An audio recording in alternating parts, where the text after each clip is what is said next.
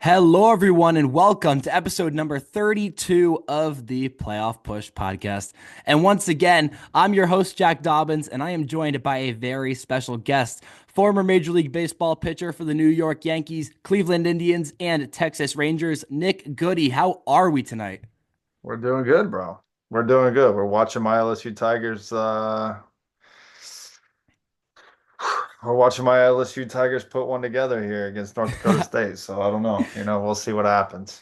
Oh, yeah, of course, you did play ball at LSU. That leads me right into my first question. So, of course, Mhm. LSU being one of the premier athletic schools in the entire country, how do you think playing at a school like LSU helped you in your baseball career and get ready for MLB action?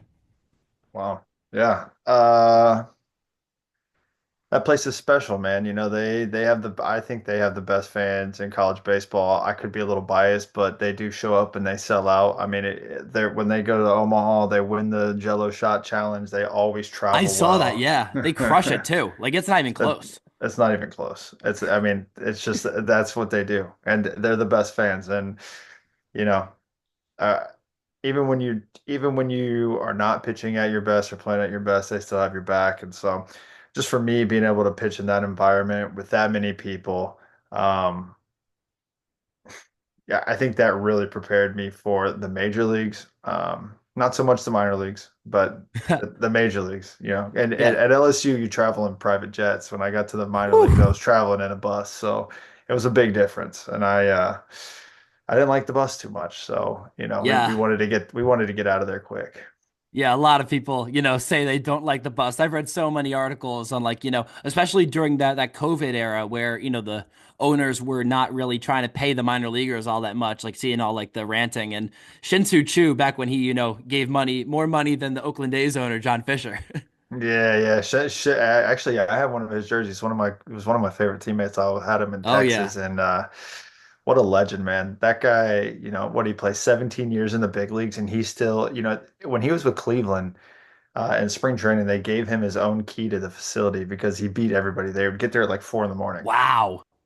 Yeah, we want to talk about an absolute dog and grinder of a baseball player, Shin-Soo Choo is, and just for reference, how popular that guy is when he goes to Korea. I believe he's Korean. When he goes back to Korea, he's like the Michael Jackson. Like there's people waiting for him off of the plane, and I couldn't believe it. And he's like, "You want to come?" I'm like, "Yeah, I want to come. I want." I He's like, "We'll mean, sing karaoke all night." I'm like, "All right, let's do it." he was one heck of a ball player. And, like I really do, like hearing all these stories about, him as a person, him as an athlete, and just the guy that was and still is Shin-Soo Choo. No, he's a legend, bro. What a great teammate. What a great guy. Just yeah, I got some stories. I got some stories with him. He introduced me to soju. So whenever you get a Uh-oh. chance to look up what soju is, but yeah, Oh boy. it's nice, man. It's nice. We needed that in 2020. So speaking of Shin-Soo Choo, of course, you mentioned two of the teams that you did play for, Cleveland and Texas, as well as my New York Yankees. How did the culture differ between those teams, and was there one that felt like the best fit for you specifically? Man, I get this question a lot. Obviously New York drafted me twice, and they're the ones who really like I feel like New York uh is home, at least throughout the minor leagues it was. When I got to the big leagues in New York, everything's first class as it is. I mean, it is New York, and they have a reputation, and they do hold themselves to a high standard, and probably higher than other organizations. And but I was there at a different era. Now the culture has changed quite a bit. When I was there, you had to wear your pants up in the minor leagues. You had to wear black cleats. You couldn't have a chain. You couldn't have anything. Hair had to be cut. And now, Wow. it's a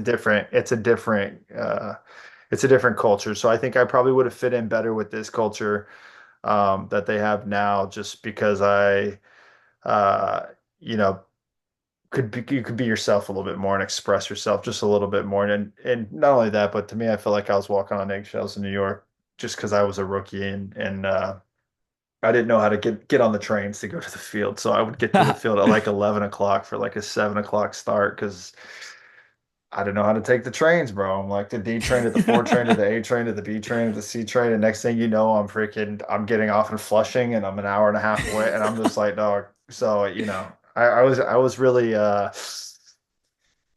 was anxious, I would say, when I was in New York. When I Yeah. got traded to Cleveland, I could breathe a little bit, and I think that's where I really got a chance to really be myself. And it was actually the first time that I could drive to the stadium in the big leagues, which was super dope because it was a great time. Like in New York, when you get on the train, you're taking an Uber or whatever, you're always on alert. You know what I'm saying? But in Cleveland, I could just whip it to the field listen to my jams on the way there. And then after on the way back, had a nice 30-minute ride to decompress before I got home. And so it was nice. And, I played for Terry Francona while I was there. And it was, I credit him with a lot of success that I had there because, he was just a fantastic manager and somebody that, you could truly be yourself around. And then we also had other great coaches like Jason Bray was my bullpen coach there. And I still talk to him I wouldn't say all the time, but we definitely keep in touch. And I think he was awesome. And I really wish he would still be a part of the organization in some capacity because he was a fantastic bullpen coach. And then Texas, I couldn't really give Texas a fair assessment just because it was 2020 and there was so much going Yeah. on. And it really, I like Chris Woodward, but with everything going on out, in the world, I think it would be very unfair if I gave them, you know, I think they're great. I think the people there are amazing. Um, I just, it's just hard to really uh, give a fair assessment just Yeah. because of the circumstances. I only got 60 games, or I think I got DFA'd for the last series. So, but yeah. Anyways, I don't know. My favorite organization. I mean, New York will always hold a special place in my heart. The team that drafted me. So, Yeah. I love New York. I love the Yankees. I love what they're all about. The Yankee way. Winning is the top of their, winning is at the top of their list of things. And then, but I love Cleveland because for me, I'm 5'10" and a half. So I've always been, undersized, the underdog. And like, I think us as the Indians is when I played, Yeah. uh, I think we embraced that. And it was the Cleveland against the world type of thing. And I think that, when we went on these win streaks and, we had great teams, I Exactly. think we embraced that. And for me, I think that's where like I learned how to become a major leaguer was in Cleveland. Love it. Just for the record, Baseball Reference has you listed at 5'11", so they went up for you on that one. Yeah. I usually put 6 foot, 6'1" with cleats on, Uh-oh. but in reality, I'm about 5'10" and a half. That's so cool. So, in that Cleveland tenure, of course, your first year there was 2017, one of the best Cleveland teams we've ever seen in Major League Baseball history. Over 100 wins and had one of the most dominant rotations in recent memory with like Kluber and Carrasco and Bauer and Clevenger. What was it like being around that pitching staff, and how did it impact you as a reliever in your best year? Man, you just learn so much from everybody, right? So like I probably my first year there, I didn't really talk to Corey Kluber too much. He's kind of kept quiet, kept to himself. And then, my second 18 and 19, we kind of broke the ice there and I got to know him and I really, really loved him. But that first year I would just watch. I just literally was very observant of Kluber because you've heard so many, things about this guy. I got to watch him pitch as an opponent and just to be on this team and watch how a real true like superstar in the game goes about his business was incredible. And then you follow that up with Cookie and you know what he does. And he's like, you have Corey Kluber, who's like super regimented. Carrasco is too, but maybe not as regimented. And then Yeah, you flip totally. it to Trevor Bauer, who's like tracking his sleep, how many times he takes a piss, and how many sips of water he has, and how many throws he makes. And TB is one of my favorite teammates. His locker was a couple down from mine, so I learned a ton from Trevor. Um, you know, I think, he needs another shot in the big leagues, I no totally question. agree. I mean, Cy Young, Mhm. man. He's dude, it just blows my mind. I bet he would be a great fit for New York. He would have been a great fit for Boston. Yeah, Uh, just a one year prove it deal. I mean, why not? exactly. Exactly. What do you have to lose? He was, that's a whole nother story. But anyways, he Yeah. was awesome. And then you had, Clevenger, who, I mean, just look at him, his nickname's Sunshine, right? So you had like a whole spectrum of just a motley crew of like the starting rotation there. And dude, they were freaking lights out, bro. I mean, and you can't forget Danny Salazar was in the mix Oh, there, never. and we even had Adam Plutko come up and pitch a little bit, and there was just, I mean, it was just like every night you were just like in the bullpen, you're like, all right, they're gonna go 7 or 8, so one of us has to pitch tonight, and that really, when you have that confidence in your starting rotation, it really goes a long way, especially for your bullpen, because not only are you saving innings for later on in the year, uh, you know, guys are guys are starting to, they work themselves into roles, and then it's just like you have more time in the pen to sit and talk and get to know each other, and then it's like, the one game that the guy goes 6 innings, and you're just like, oh damn, we have to cover three tonight. Like, we You get so used to one or two that when it gets longer than that, you're like, oh no. yeah, damn, who's got multiples tonight? It's not me. Please don't be me, But no, yeah, they carried the load, man. So they, and then they made our job pretty easy. And I mean, our bullpen was ridiculous that year as well. I mean, I I, bet. I don't think anybody, I mean, of the like 6 dudes in there that were like staples, I think we all had under a 3. Yeah, I mean, I think you had a 2.8 flat, if I remember properly. Yeah, there you But I go. mean, yeah, and I mean that bullpen and even the rotation was so shut down. I mean, you had Andrew Miller. Like that Hmm. was Andrew Miller's shutdown year. I think he had a 1.5, It was if I'm ridiculous. I remembering mean, that. we had Cody Allen, Andrew Miller, Brian Shaw, Dan Otero, Zach McAllister, myself. Uh, Shauna Armstrong was there. That's loaded. That is so loaded. I'm trying to think who else we did. There was just like it was like there was like a little bit of a revolving door with the last couple pieces, but yeah, man, it was ridiculous. It was It really ridiculous. was. I think Dan Otero was there, I think. Yeah, Dan Rotaro, yeah, I mentioned him. Yeah, Super yeah. Bowl sinker. Yeah. Yeah, I mean, that was, one heck of a team. So, a further question from that 2017 team was one of the most historical streaks in baseball history, a league record 22 game win streak. What was the energy like in that clubhouse during the run? And at what point did you realize that you were a part of some history? The energy in the clubhouse was, I mean, this is another question I get, but it was literally just like we just showed up and we're just like, all right. It wasn't special. It wasn't like you were like riding the high or anything. No, dude, it wasn't until probably like Wow. game 20 where I remember driving home with my wife, and one of my boys was in the car, and I was like, I look at him like, dude, we just won like 20 games in a row. Like, I feel like that's pretty good. Like, I feel like that's got to be a record or something. I don't know. And then I was like, they looked it up and whatever the record was, and I was like, Yeah. holy shit, dude! Like, I'm on a team that like we almost went a whole month without losing. And I was like, what? But no, I Yeah, mean, exactly. the energy in the clubhouse was just like we're all just like unconscious. Nobody really. I don't. I really. There was like some special moments within that series, like Jay Bruce's hit.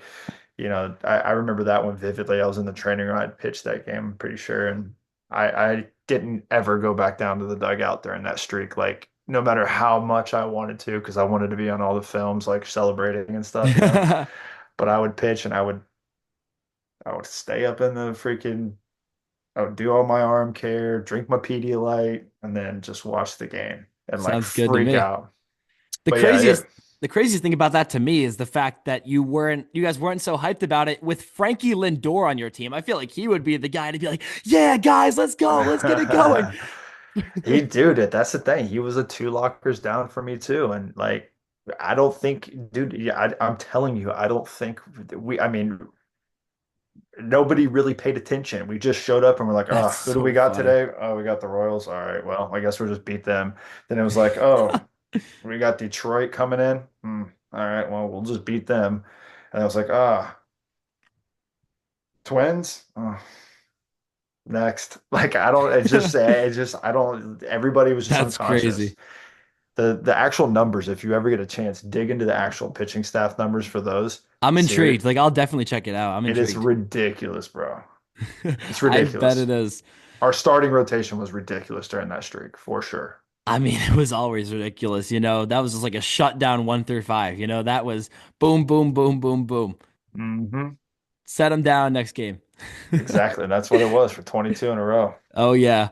Alrighty, heading over to your New York tenure. You were there for 2 years, 2015 and 2016, and you were sandwiched in between two iconic eras of Yankees baseball. So my first question is, since you got to play with some legendary guys like, Teixeira, Beltran, A-Rod, what was it like sharing a clubhouse with those guys? And did any of them give you advice about the game or life that really stuck with you? You know, I th there was such an age gap between us. Yeah, I bet. Yeah, so like those guys were way further along in life than I was. They have families and kids and they're coming out to the end of their career where mine is kind of just starting. And not to say that they can't ever offer any advice, but I think, I they're also the three that you mentioned were all position players. No, And yeah, I know. I mean, you had Dellin too. I mean, yeah, Dellin, so Dellin, yeah, one heck of a guy.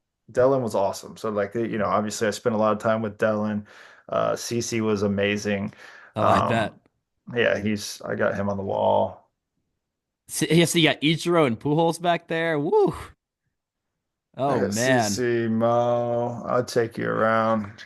Holy cow. That's crazy. There's some of my stuff, my LSU stuff, and then one of my jerseys, and then actually up there, the Ace of Spades bottle, like right over there, is the 22 game win streak one that we No got for. way. Yeah, it's dope. I got the whole team to sign it. It's pretty That's dope. crazy. That's probably like my coolest memorabilia. And I had the A-Rod 3000 hit. I think it is 3000 hit or something. Wine Whew. bottle. Wow. Um, Beltron, we spoke a little bit. The best advice he gave me was don't forget the beer bag. So, I didn't forget the beer bag after he told me that. Um, who else did you mention? A-Rod. A-Rod, uh, yeah, he spoke to me one time in Minnesota for like a while when we were in the weight room talking. Like we were just in the weight room talking, and you know, he was like, yeah, he was talking to me about a splitter and how I threw a splitter, and I'm like, dog, I didn't tell him this, but I was like, I don't throw splitters. Like he was like, your splitter's so good. You need to do this, this, and this. And I was just like, Is it really? I was like, all right, man. I think he got me confused for Kirby H. I was a little bit appalled at the time, Ah, but I didn't correct them. I kind of just let him ride, and then I was just like, all right. But that's hilarious. yeah, no, he was good, man. Those guys kind of kept to themselves a little bit. Just like I said, they're different stages of life, but Yeah, when we were on the exactly. same team, they were there.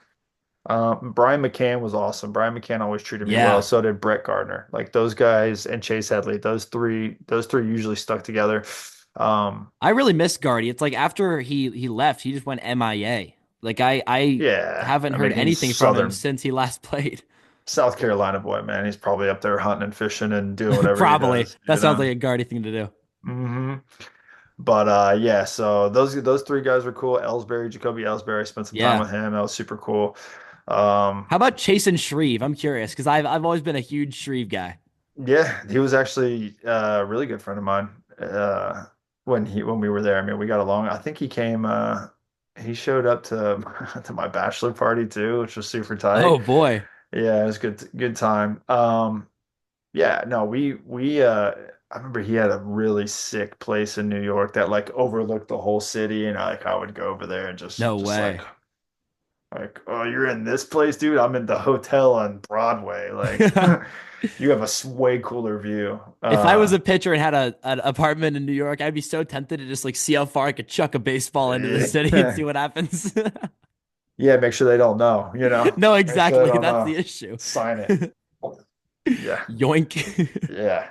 But That's no, he was crazy. cool, man. He actually helped me out a lot because he kind of showed me around the city, told me where to go. You know, he was kind of like the guy took me under his wing type of thing. Because you know, we were both young, but he had a little bit more time, so a little bit more experience. But yeah, I mean, it was cool, man. It was cool to play with those guys.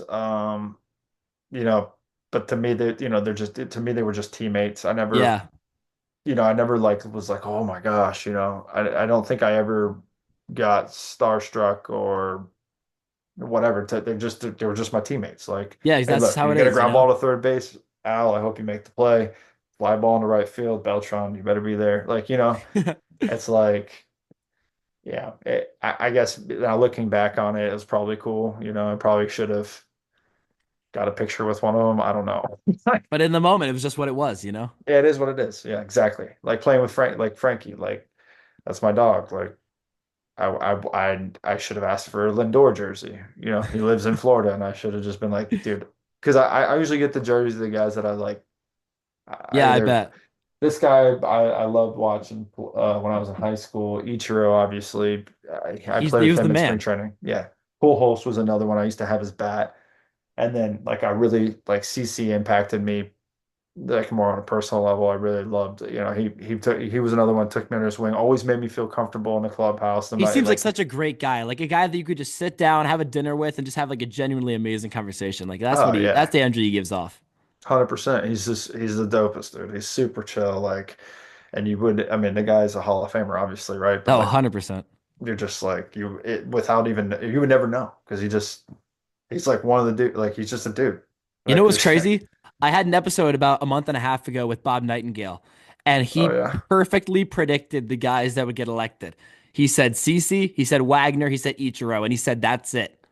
And it was like, I was stunned when he got it right. I was like, wow, okay, man. Well, I Wow. mean, you look at the list there; those guys are the ones that stand out. And Billy Exactly. Wagner should have been in He should have years been on so ago. long ago. Yeah, it's a So long joke. ago. Such a joke. I mean, he was electric closer. So, Oh yeah. and it really, you know, I don't know if you watched the video, but it really meant a lot to him. So, I guess it would mean a lot to everybody, but he'd been waiting the longest, so Oh super yeah. pumped for him. Oh yeah.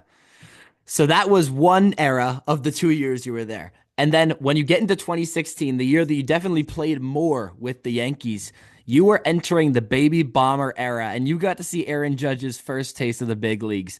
What was your first impression of Judge? And did you ever have a feeling he'd be the superstar he is today? Because his 2016 year was kind of underwhelming.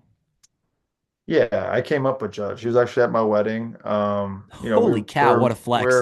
well, that was before he that was before he won all the awards. But no, he's dude, I remember when we first signed him, he came into spring training or whatever, and he had a quad injury. So I got to really meet him with Ian Clarkin was another one.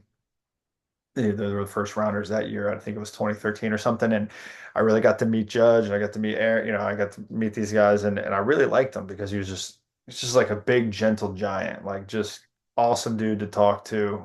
Like, you know, and I had been there, I was rehabbing my elbow. And so I got to, you know, we talked and we got to know each other and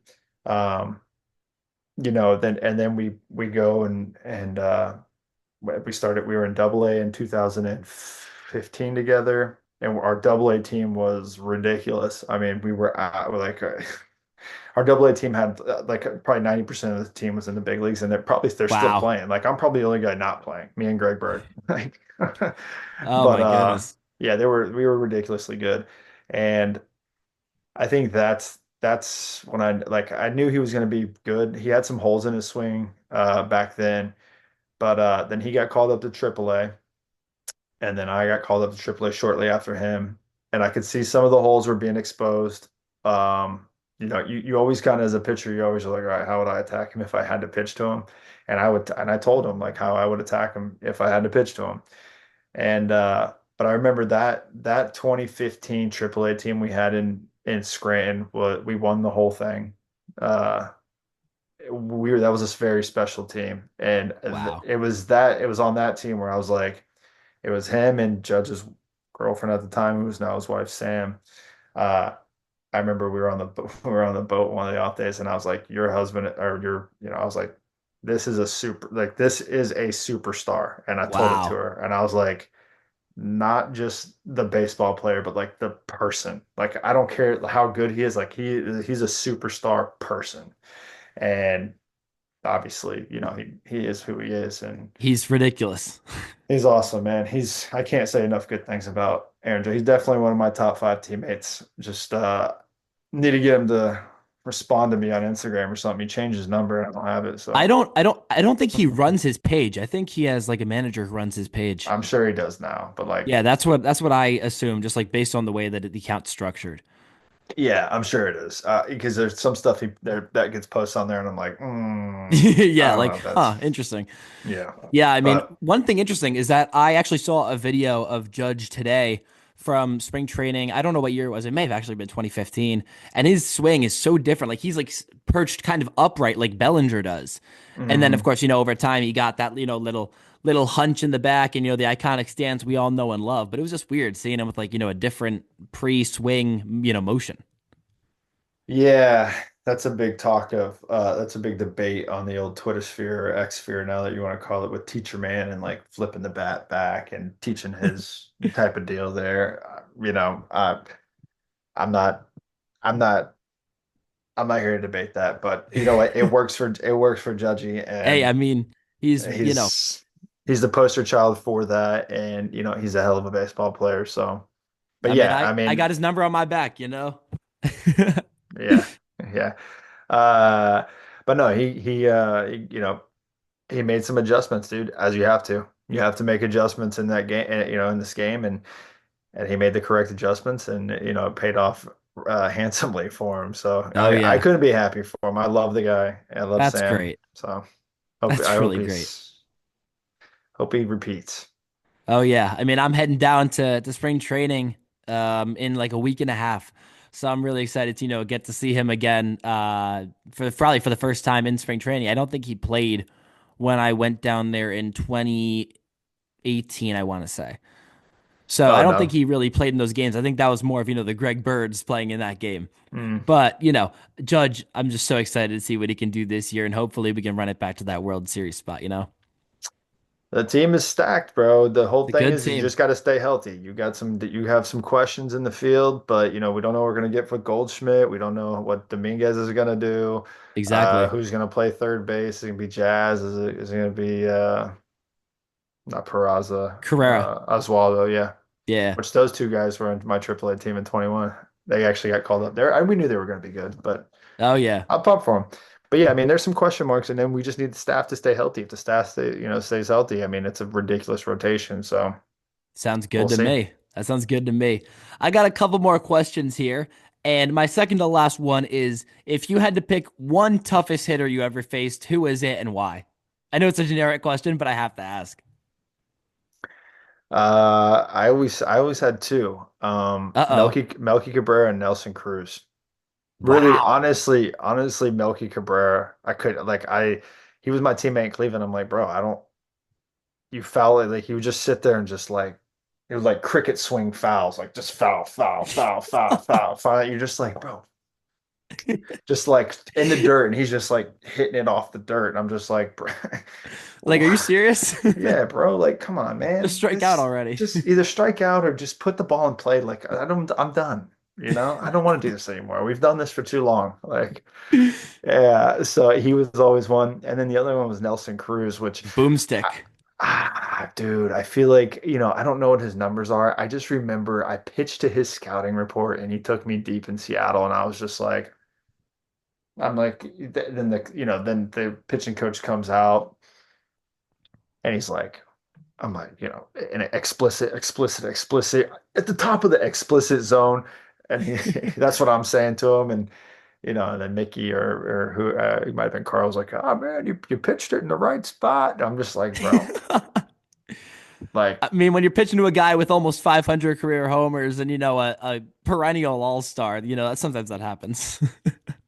it was ridiculous, man. He was tough. He was a tough out, but yeah, Melky was a tough out. Melky was probably, I mean, I always say Melky is the number one, but Nelson Cruz, I just couldn't, I didn't matter what I threw. Like, I just like heat her up and he was just like on top of it and like I slide her in the dirt. never He's like down. I never would have guessed Melky in a million years. That's crazy. Yeah. I mean, I feel like with his at bats, like he just fouled off everything. Like, at least when I faced Trout, like I'm sure you get Trout a lot. Like, Trout was like, all right, I'd get to him like two strikes. I'd either win the bat or he would just hit a 400-mile-per-hour nuke to second or third base for an out, or he would clip one for a homer. So it was like, I don't know what he's hitting off me, but I know he has a homer, and I know he has a duck fart triple over like first base, which I'm like the one time I jam him and he hits a triple off me, like the hell's going on here? Then he would hit like 300-mile-per-hour ground ball to third base that would like break our third baseman's hand. Yandy breaks his hand, picks it up, throws him out, and I'm just like, dude, Like really? baseball sucks. Man, that's crazy. Phew, Yeah. I mean, this is not a question I was originally going to ask, but since you brought up Trout, I have a question. Do you think that if it weren't for injuries, Trout would be a top five player of all time? Oh, dude, yeah, absolutely. The guy's incredible. That guy is I mean, unbelievable I player. really think he is. He's unbelievable. I mean, look at his numbers. I mean, he's just like he was king compared to Mickey Mantle, dude. No, Like, exactly. I mean, he uh, was. I have to ask the question though, because like I saw someone put Trout not in their top 25 all time, and that's I ridiculous. just looked at I them. would just I was like, are you kidding me? Like, are you serious? like see people like that are like the person who didn't vote Ichiro in, Exactly. like Like with all due respect to Brooks Robinson, I am not putting him over Mike Trout. I am yeah, sorry. I yeah, am no. not doing it. Mike Trout is one of the best baseball players of all time. I think so. I totally agree with you. 100 million%. Uh, it's yeah, it's we can lay that one to rest. He'll be a Hall of Famer. He could have ended Oh his yeah, he will be. career, last year, 2 years ago, and still been a Hall of Famer. I think he's that good. And I hope he has another healthy year because he's so fun to watch. And just He's a imagine pain if in he the ass played to all pitch those games. against. Just Oh imagine if he yeah. didn't get hurt for all those games and played them, he would be, chasing records all over the place. Uh-huh. Exactly. But that's why those records are there, man. The body breaks down over time, and so Exactly, yeah. it's like it's a grind, dude. It's a very tough sport to play I bet it mentally, is. Oh yeah. physically, emotionally. Like you got to keep you got to keep all the little bit ligaments. It's not like football where you can just be brutal and all that. Like if you little ligament, my elbow goes, like Could the get whole so thing's much gone. worse. Yeah, Exactly. exactly. Oh yeah. So All right, we're going to end this on one question that I love ending all of my player interviews with.